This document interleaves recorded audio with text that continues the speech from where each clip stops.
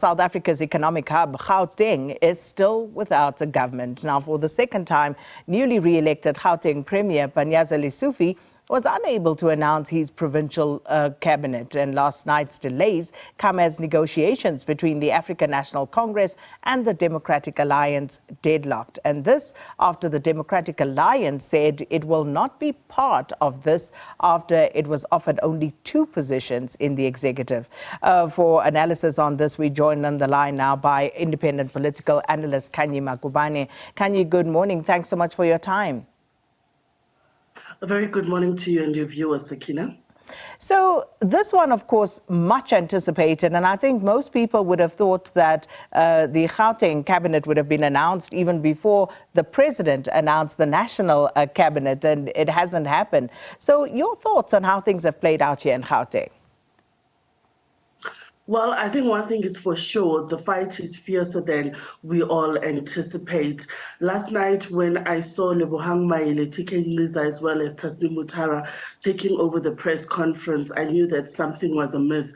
And I knew that behind the scenes, there was literally blood on the floor. And as the press conference continued and they started to, to name call the DA, describing them as acting like spoiled brats or wanting to take over the process, you could definitely tell that the political stalemate between the two parties was definitely fierce.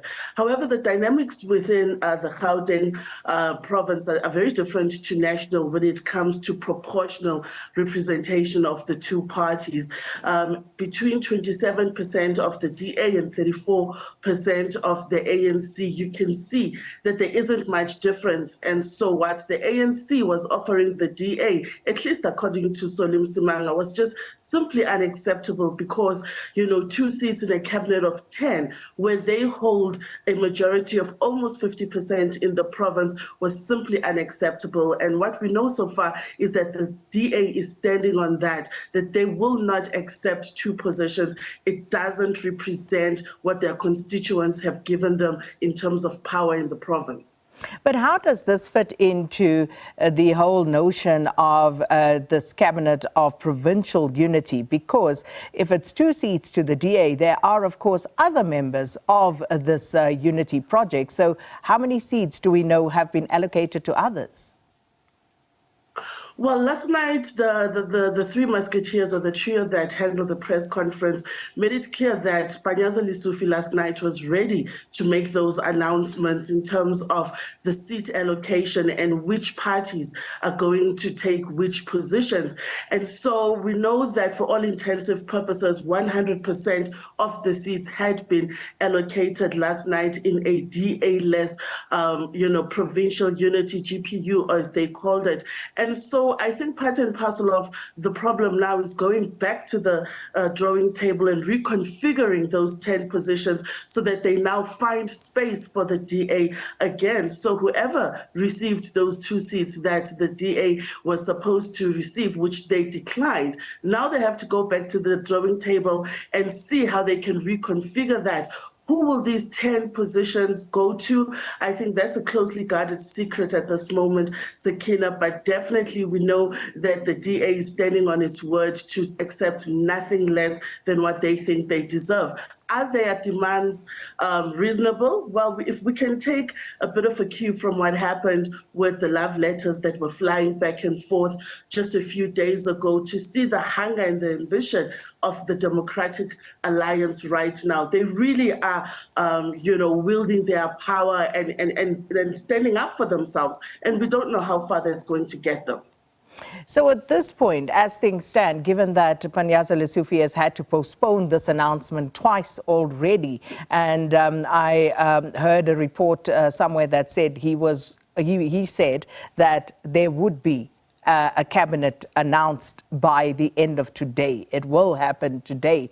So given the way things have played out, what happens if the ANC and the DA in Gauteng simply fail to find each other? Is there a likelihood of the national leadership intervening, or what is likely to happen here? Well, that is precisely why the press conference was postponed last night, because the national leadership has appealed to the provincial leadership to exercise diplomacy in this matter. And we know that Gauteng is led by young firebrands like your Tasnim Mutara, like your Lebohang Maile, who've made it very clear that with or without the DA, the ANC is already in a position to constitute a national or executive council, and that in essence it would really be about continuing the sentiments that have been started at a national level and continuing them down to a provincial level of trying to find each other. The DA was, responsible for voting Panyaza, or voting with the ANC for Panyaza Lesufi, and they are accusing the ANC now of negotiating in bad faith to say, we helped you to get your guy into power, and now when we are supposed to benefit from this new relationship, you are now backing out and treating us like the stepchildren of this Gauteng provincial unity, which we are not. And of course, again, going back to the national arrangement, are we likely to see things start to frazzle at that level because of what's happening with Gauteng? Because we know the significance of Gauteng as the economic hub of this country. So is this likely to impact how things are likely to play out at the top?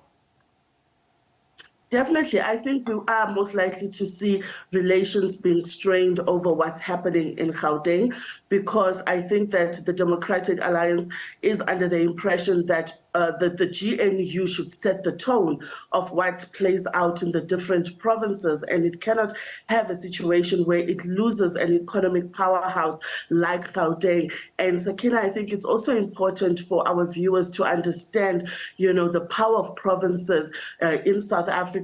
They are, in a position to make laws. They have legislative powers, they have executive powers, and also, as a lower level of government, provinces do rely a lot on what we call equitable share and conditional grants from the central government, and they have to fulfill certain conditions to be able to qualify for those grants and that equitable share. And so it definitely is a province that has a lot of weight and influence, and the Democratic Alliance doesn't want to find itself outside. If anything, the DA has always said that it can run Gauteng much better than the ANC, given a chance. And they are saying if the ANC is not coming to the party in a way that makes sense to them, they would rather than stay out of this GPU and continue in the benches of opposition in a powerful way that actually holds those in the GPU to account. And that, of course, as things stand right now, is a very real possibility from what was said in that press conference, and also the way things are right now. There's a very real possibility that the DA may be left out here. Absolutely, and I don't think the three speakers minced their words last night. They said that this is an ANC-led government with other parties being brought into the fray, including the Democratic Alliance. I think Lebohang Maile mentioned it quite a number of times that they are not in a coalition with the DA, so they cannot boycott something that they are not a part of. And so Solim Simanga has, of course, accused the ANC of continuing to negotiate in bad faith. And let's see what happened overnight. They are very certain that today we will have an executive council. And so, Sakina, this is a rapidly developing, occurrence within the province, but we do need our leadership. The longer we delay to appoint, the longer it's going to take the departments, to have a head that can steer each and every department, which is so needed in the province right now. So the other dynamic here, Khanyi, is of course the intra-party dynamic, especially for the ANC. You touched on the strength of the provinces and the level of autonomy that they actually enjoy. But then if you look at this government of national unity and then the government of provincial unity, if the ANC at national level has to intervene here at provincial level, and as you said, some real firebrands, very strong, capable, young ANC leaders in Gauteng if they decide that they are not going to toe the line as set out by National in this instance. What are the likely scenarios that can play out for the ANC within the party? Well, I think we need to look at the powers that are currently there, at a government level and at a political party level.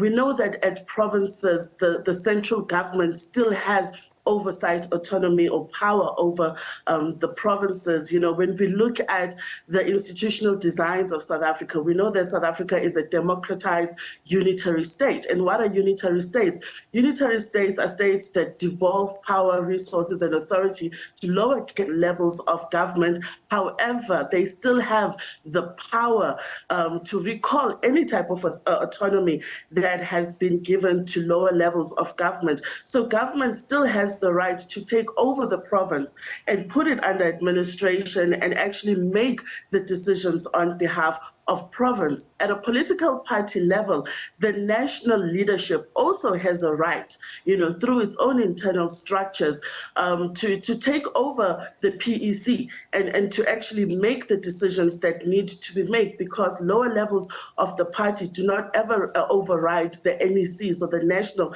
level of the party. So should we get to that point where they actually move under administration, quote unquote, then that is what's going to happen, because we have to have, a breakthrough in this impasse. We cannot remain at a stalemate. If they were able to find each other and compromise at national, then provincial is also going to have to do the same. But that would be catastrophic for the ANC, wouldn't it? It would absolutely be catastrophic for the ANC, because then it would say that the different levels of the party are not able to talk to each other or find each other. And we know that the provincial government or the provincial ANC is quite, I would say, a robust group of people that's there, and they are less diplomatic than the elders. They are clear that they are not there to toe the line for the DA. They are not there to take instructions from the DA, which may be in contrast to what the more measured elders of the party may see things. They may see them as being rash, and needing a lot of guidance at this particular time, which is what I assume has been happening overnight. Well, that's where we have to leave it. Thanks so much for your time this morning. Khanyi Magubane, independent political analyst, helping us take a closer look there at the ANC and DA deadlock in the province of Gauteng. And this, of course, is a developing story. We'll keep you abreast of the developments. Stay with us here on Morning Live and, of course, SABC News.